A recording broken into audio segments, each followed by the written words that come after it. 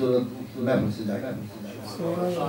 اور دوسرے نمبر پر میں شکر گزار بھی ہوں اور ان کی تعریف بھی کرتا ہوں کہ آج اس محفل میں حضرت محترم مکرم جناب حضرت صوفی محمد رمضان صاحب اولڈم سے آئے ہیں. ان کے ساتھ ہمارے دوست نام بھول جاتا ہوں آصف صاحب اور ادھر ہمارے دوست ہارون صاحب یہ بھی تشریف لائے ہیں.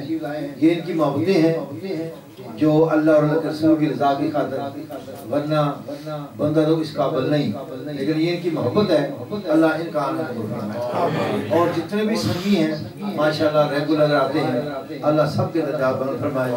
اور پھر اس محفل میں آل رسول کے ایک مہکتے پھول تشریف رکھتے ہیں. میں سمجھتا ہوں کہ ہم ان کا ادب کر کے اور احترام کر کے یہ جو کچھ بھی ہے اس کو نہیں ہم دیکھتے, یعنی کہ نعوذ باللہ ایسی بات نہیں ہے ان میں, ویسے میں عرض کر رہا ہوں یہ جو کچھ بھی ہے, لیکن ہم نے دیکھنا ہے کملی والے کو.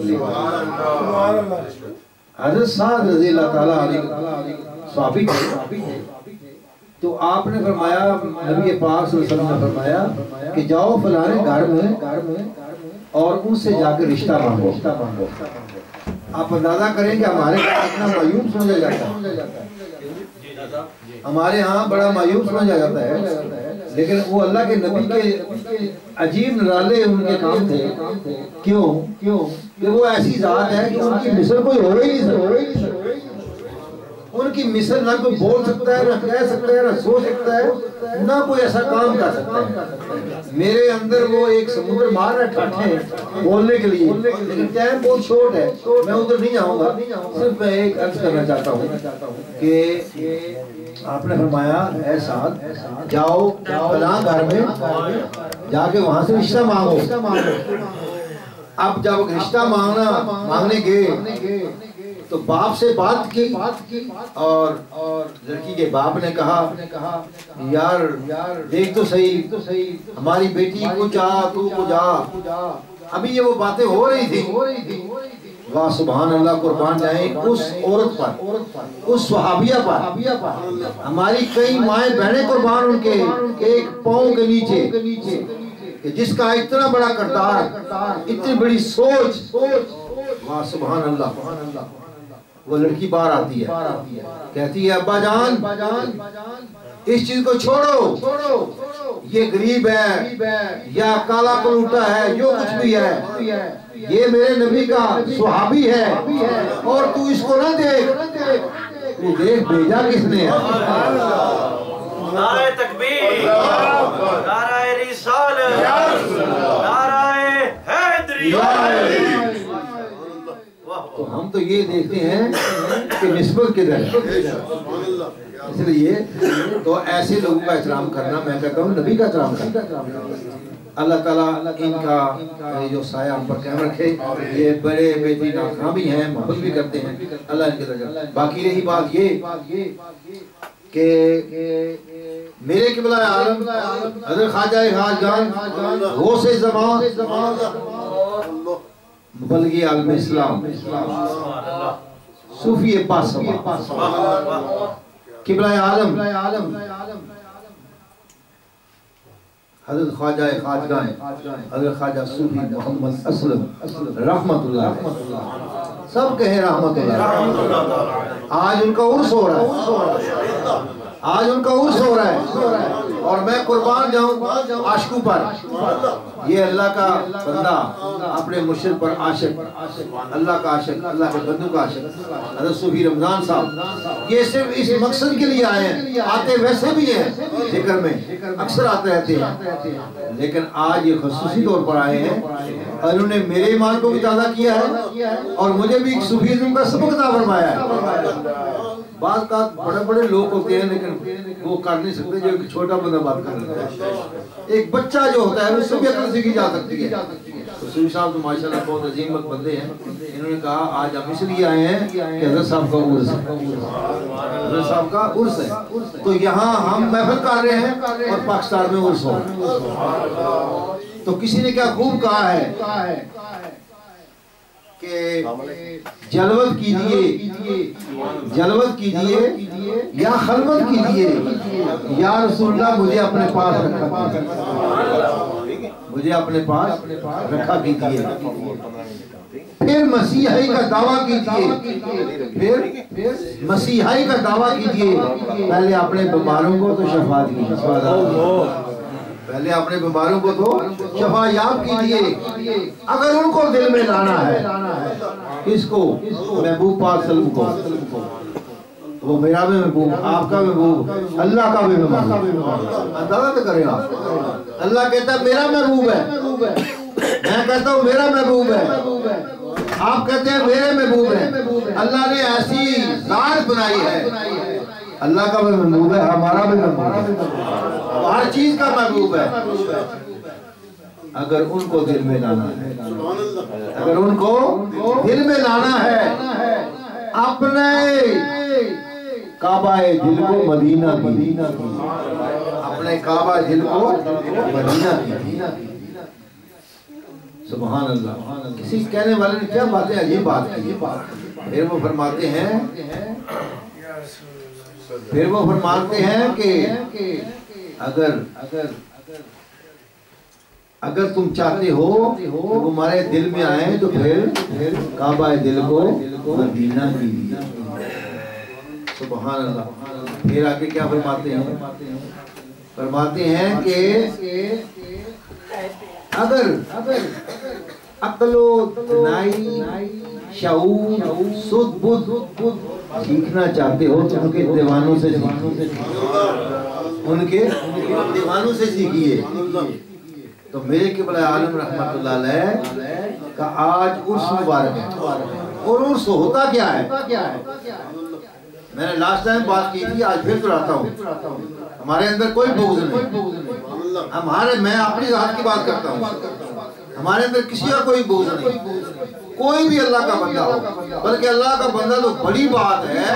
ہم تو کہتے ہیں ایک مرغی جو ہے، میرے نبی نے تو ایک مرغی کا دل نہیں دکھایا، آپ کے صحابہ نے ایک جانور کا دل نہیں دکھایا، حضرت علی مرتضیٰ رضی اللہ تعالیٰ عنہ شیر خدا، آپ گزر رہے ہیں اور ایک چمٹی پر آپ کا قدم آ گیا، وہ پسلیٹیں کھانے لگی، لوٹنے لگی، رولا پونے لگی، آپ نے دیکھا کیڑی ہے، میرا پونس غلطی سے چلا گیا، آپ بیٹھ جاتے ہیں، کہتے ہیں کیڑی مجھے خدا کے لیے معاف فرما، مجھے معاف کر کہ میں نے جان بوجھ کے نہیں کیا، اچانک یہ کام ہو گیا۔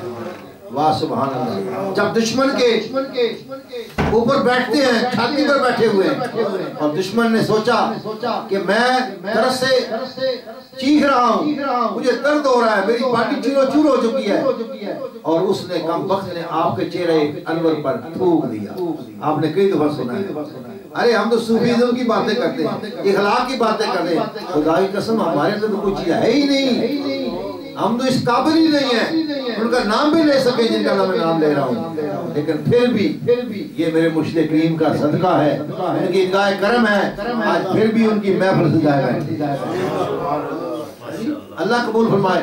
جب آپ کے چہرے انور پر تھوکا، آپ نے چھوڑ دیا، وہ کہتا ہے اے علی چھوڑ دیا مجھے، میں نے اس لیے آپ کو یعنی توہین کی ہے، آپ کے منہ پر تھوکا ہے کہ تجھے غصہ آئے اور تلوار سے میرا سر جدا کر دے تاکہ میں بھی چین پاؤں، ویسے ہی میں تو مار جاؤں گا۔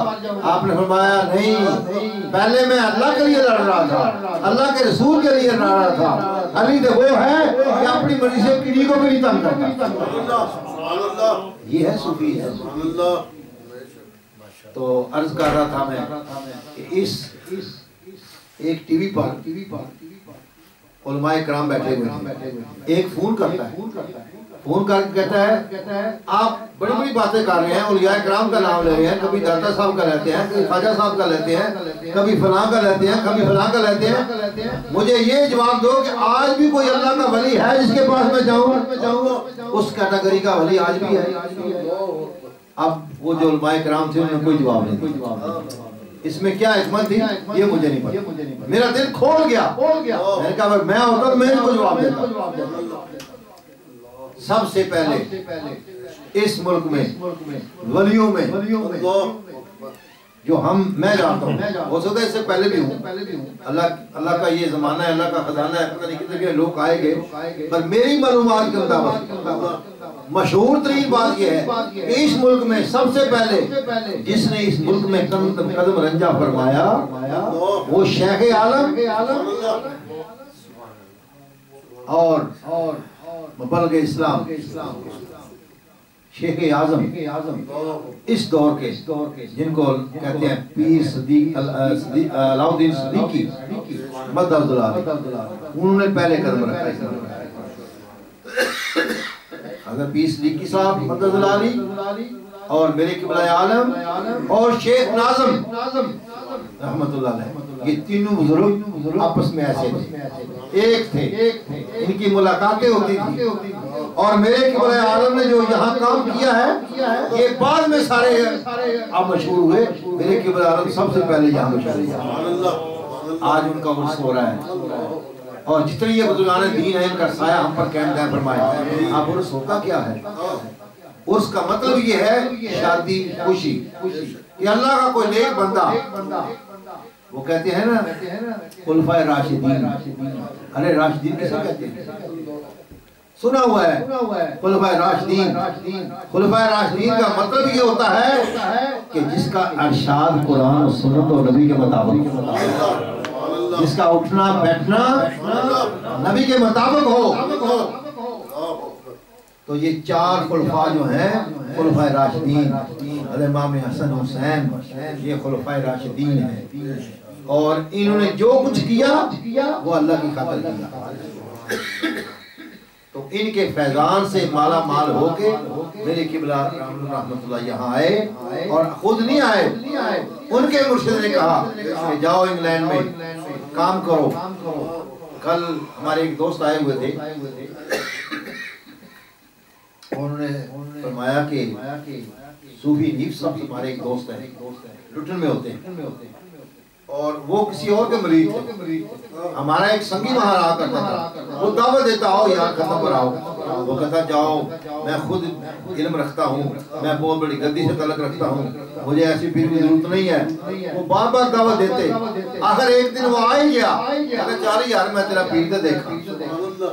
آئے میرے قبلہ عالم کا چہرہ نورانی دیکھ کر قدموں میں گر پڑا، کہتا ہے حضور میں خام خواہ یہ آپ کا سنگی سے لڑتا تھا، دیکھ کے پتہ چلتا ہے کہ واقعی اب اللہ کے واقعی۔ آپ نے فرمایا تو نے اس میں بخیلی نہیں کی، آپ نے اسے خلافت عطا فرمائی، دستار بندی کی، فرمایا کام یار یہ تو دیکھ میں کر کیا رہا ہے، آپ کے آنسو جاری ہو گئے۔ آپ نے فرمایا تم نے کیا سمجھا میں خود آیا ہوں یہاں، میں انگلینڈ میں خود نہیں آیا، میرے مرشد نے بھیجا ہے، بلکہ میں نے اپنے مرشد سے کہا کہ حضور وہاں تو گندگی ہے، رات کو سویا نبی پاک صلی اللہ علیہ وسلم کی زیارت ہوئی۔ آپ نے فرمایا صوفی صاحب ایسے ملک میں اللہ اللہ کرنی اور کرانی بہت بڑا کام ہے۔ وہ فرماتے ہیں میں نے پھر وہ اتنا ڈٹ گیا، میں کوئی مانے نہ مانے، کوئی آئے یا نہ آئے، لیکن اللہ کا کرم ایسا ہوا۔ آپ نے فرمایا تم کام کرو پیچھے دیکھو ہم کیا کرتے ہیں، اور اس دنیا میں اتنا کام کر کے گئے۔ کسی نے کیا خوب کہا ہے، جہاں جاتے ہیں تیرے افسانے کو چھیڑ لیتے ہیں، جہاں جاتے ہیں خواجہ تیرے افسانے کو چھیڑ لیتے ہیں، کوئی محفل ہو خواجہ تیری محفل کا رنگ دیکھ لیتے ہیں۔ ہم جس محفل میں بیٹھتے ہیں اسے رنگ دیکھتے ہیں، یہ آتا ہے میں اور باتیں کروں لیکن ٹائم بہت تھوڑا ہے۔ اب اسی پر اتفاق کرتا ہوں میرے قبلہ عالم کے اللہ درجات بلند فرمائے، اللہ ہر ولی کے درجات بلند فرمائے، جو چلے گئے ان کو اللہ تعالیٰ اپنی عید کے رحمت فرمائے، اور جو زندہ ہیں ان سے ہمیں مستفید ہونے کی توفیق عطا فرمائے۔ ہم تو سب کو سلام کرنے والے ہیں۔ تو اب تشریف لاتے ہیں محترم مکرم جناب شاہ صاحب۔